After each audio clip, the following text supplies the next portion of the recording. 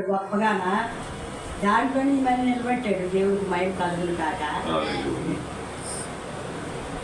నేనైతే మా వాళ్ళకి ఎన్నాళ్ళు పెట్టేది ఎప్పుడు ఉందంటే ఆ పిల్లకి మాకు తెలీదు.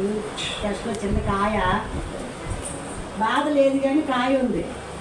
అది అలాగా ఈ హాస్పిటల్కి వెళ్ళేటప్పుడు నాకు చిన్న కాయ ఉందిగా ఆప అని చెప్పి 10 సంవత్సరాల కాడి నుంచి మాట చెప్తుంది కానీ అది నాకు బాధ లేదు, దానివల్ల సమస్య లేదన్నారు.